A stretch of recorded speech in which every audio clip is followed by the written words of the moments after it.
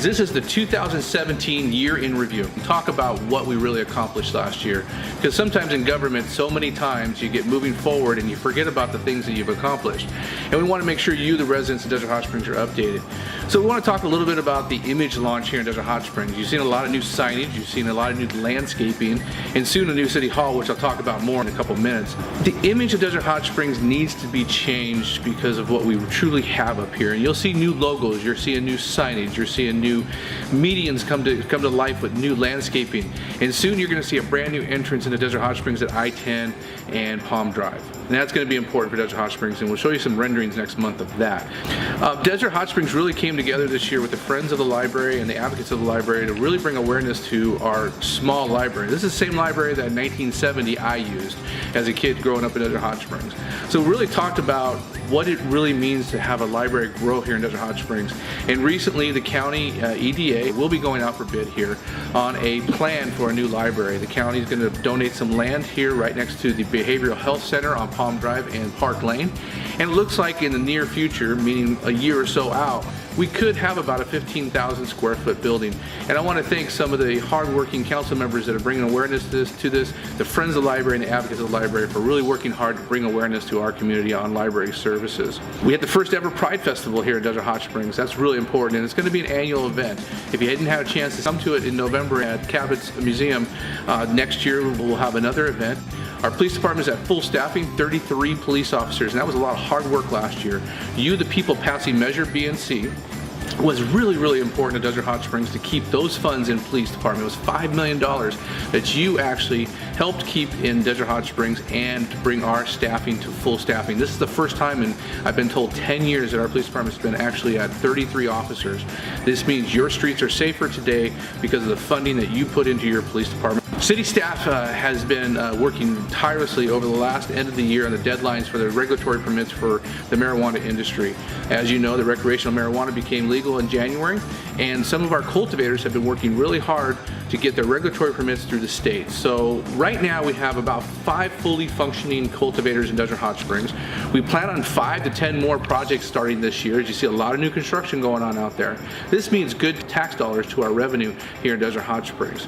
That brings me to our next subject, road projects. We talked a lot about this last year. We received a lot of funding last year, and hopefully this year, as the process goes on planning, you will start to see those come to fruition. So our first major project is a $2 million grant given by the Coachella Valley Association of Governments on Palm Drive from Hacienda to Pearson Boulevard. This is going to enhance lighting, pedestrian safety, and bicycle safety along that roadway. We'll have plans coming before the City Council. You could chime in if you choose to at the City Council meetings on this. It's really important to us. We also were one of only 3 agencies in Riverside County to receive a state transportation grant, and this is for about just under $1 million. And this is going to enhance bicycle safety and sidewalk safety along Palm Drive from Interstate 10 all the way to Two Bunch Palms Trail. There's a lot of manufactured home communities along there that don't have sidewalks, and a lot of kids travel through there to cross the streets and stuff, so we're going to put some sidewalks in there. Also, bicycle safety is really important along Palm Drive. And that brings us to something else. Palm Drive is really a heavily traveled road, and the traffic there, you've got to watch your speeds. There's kids that cross streets there, there's people that come out of these communities, and we really ask that you slow down a little bit along Palm Drive.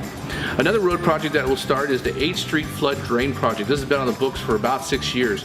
Finally, funding came from the flood control here in Riverside County, and that's going to enhance the flood control area. 8th Street goes from Mesquite all the way to about Wardman Park. There's a big drainage under there, and that's going to enhance that area. But we also gave enough money to the city staff to actually enhance the intersection of West Drive and 8th Street. A lot of you know, big dip there. It's not very fun to go through there with your vehicle, so we're going to enhance that intersection for you there.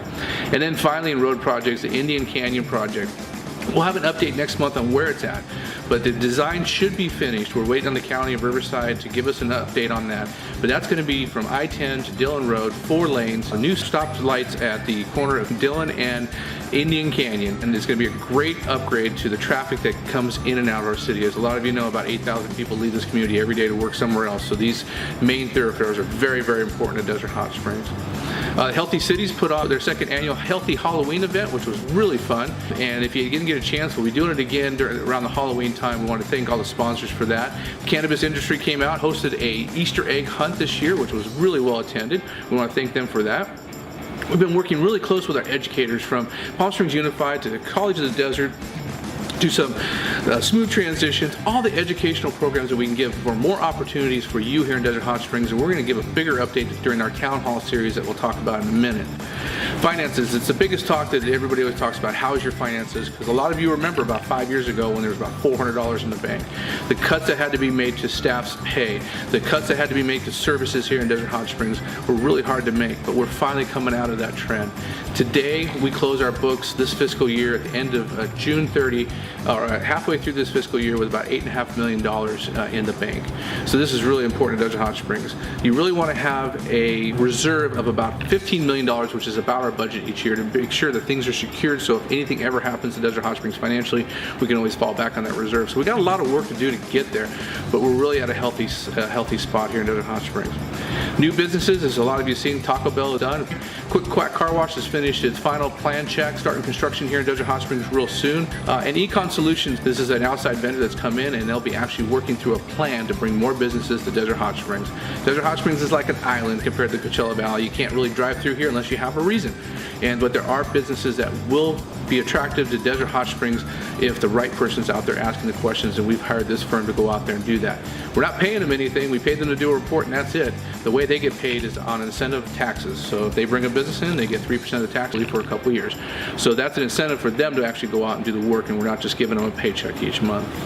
The Senior Inspiration Award for 2018, I always love talking about this. As mayor, I don't get a lot of power. I get to talk to you on Facebook, give you updates. I get to run a meeting, but there's only a few things that I get to do by myself that only I get to make those decisions, and that's the Senior Inspiration, Desert Hot Springs. This year, in 2018, in April, we're going to award Rosemary Stonick the Senior Inspiration Award for Desert Hot Springs. She is 90 years old. She has been volunteering for Food Now for 42 years. And she was my first grade teacher. I'm kind of excited about this. She's a really nice lady. If you get a chance to go by Food Now, say hi to her. She's got a lot of energy for 90 years old, and she'll run circles around you. But she's been feeding the unfortunate in our community for 42 years, and I really want to award her. Town halls. We did a lot of town halls last year, and instead of this big, extravagant State of the City event where you have to pay and come, we're going to come out to you. If your organization, if there's 2 people or 200 people, I'll come to you, I'll give you the town hall series. Basically all it is me talking about what's going on in the city, answering your questions about the city. It's always easier for me to come to you, give you a small, quick 15, 20, 30-minute update, what's going on in the city, and then let you ask questions, because that's what you want to hear when you get there. Schedule posted on our social media and our website at scottmattis.com. And then last, today I am here at the Health and Wellness Center of Desert Hot Springs. This is one of our pride and joys. We have Borrego Health, who's come in and they run our gym program. And if you're a resident of Desert Hot Springs, for a very low fee, you can actually have a membership for a year in a full gym. Dental services, youth services, adult services, for medical services. Borrego's been a really great partner in our city, and soon to come, our pool services that we've contracted out each year. I believe we're going to have a better schedule. Coachella Valley Boys and Girls Club and the Desert Hot Springs parted ways recently, and we've changed the name of the Boys and Girls Club to the Desert Hot Springs Recreational Club, or the Rec, I hear. And we want to introduce you to the program director, Christina, and she's going to give you some more information on that. But one of the highlights this year that happened here at the Desert Hot Springs Rec Club is that Congressman Ruiz unveiled his new communication program with Frontier. And they donated a complete lab, a computer lab, to Desert Hot Springs here. And I'm going to give it over now to Christina. Hi, I'm Christina Felipe. I'm program manager here at the Desert Hot Springs Recreation. As the mayor mentioned, it was formerly Boys and Girls Club. You probably remember me as a tutor. I'm now the program manager, and I'm excited to let you guys know that we are open. We still take students from ages 7 all the way to 18, as long as they're still in high school. We have changed a little bit. We now rotate the kids. We have a lot of fun doing so. Every classroom has an educational aspect to it. We still have the games room, we still have the gym, we still have a lot of fun. We just throw that education in there and make sure that, you know, your kids are learning while they're here, keeping them safe. We have a lot of communication with the parents now. In the very near future, we're hoping that we can also provide services for the adults in our recreation gym, and we really are eager and look forward to that and bringing that to the city of Desert Hot Springs.